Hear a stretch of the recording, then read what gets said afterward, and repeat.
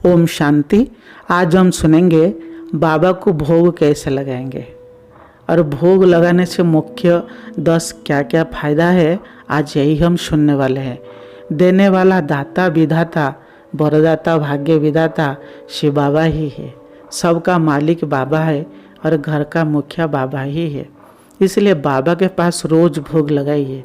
हम श्रेष्ठ ब्राह्मण आत्माएं हैं और ब्राह्मण आत्माएं ऐसे नहीं खाते हैं। पहले बाबा के पास हम भोग लगाते हैं, फिर हम खाते हैं। चलिए हम जानते हैं मुख्य 10 क्या क्या फायदा है। पहला जो फायदा है, भोग लगाकर बाबा की याद में खाने से हृदय शुद्ध पवित्र होता है।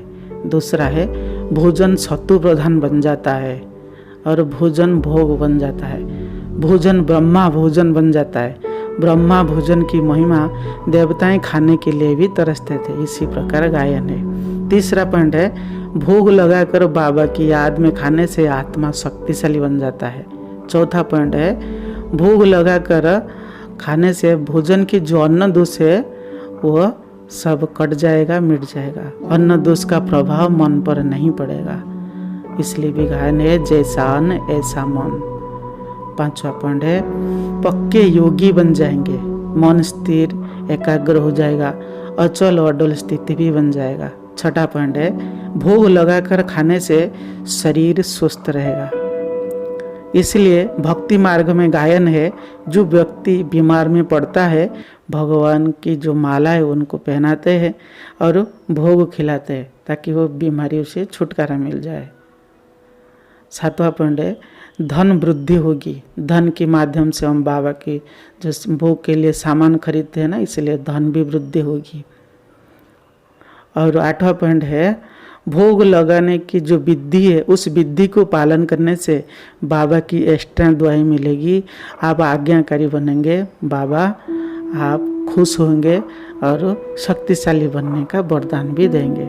इसलिए ज्ञान मार्ग में हम बाबा के पास भोग स्वीकार कराते हैं पहले, और भक्ति मार्ग में जो प्रथा है वही चलता है।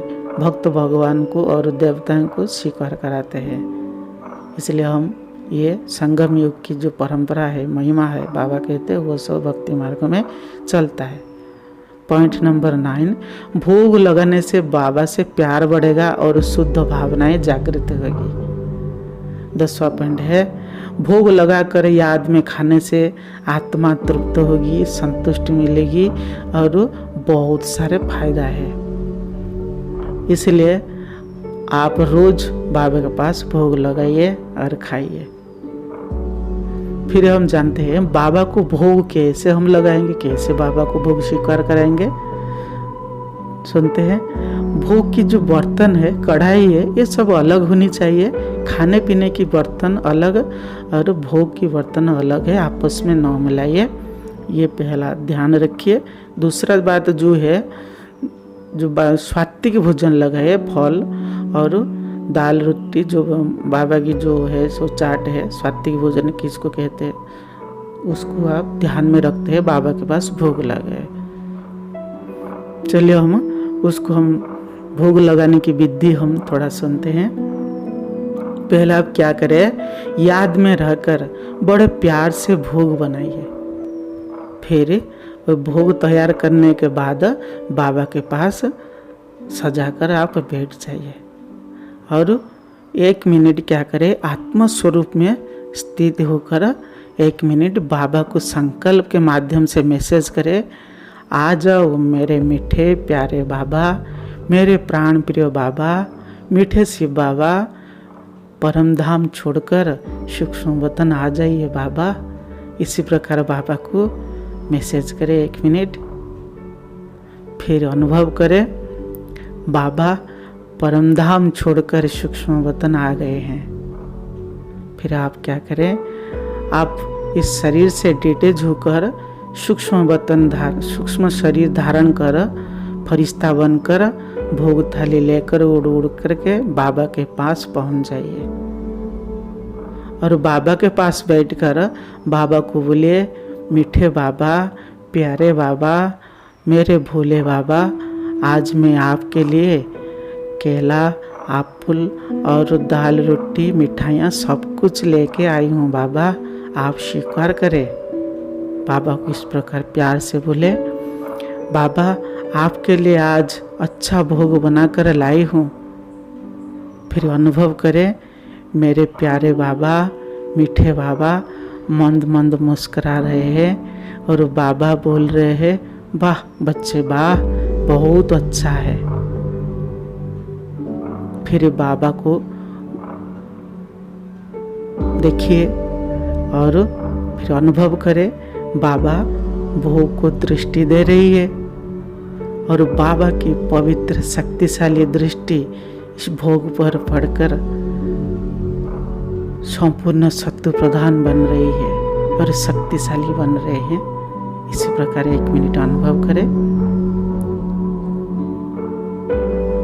फिर आप अनुभव करें इसे, मैं बड़े प्यार से बाबा को भोग खिला रही हूँ और बाबा प्यार से भोग खा रहे हैं। इसी प्रकार अनुभव करें भी 1 मिनट। फिर बाबा को ओम शांति कहकर भोग लेकर फरिश्ता बनकर उड़कर इस सूक्ष्म शरीर से लेकर स्थूल शरीर के अंदर प्रवेश हो जाए।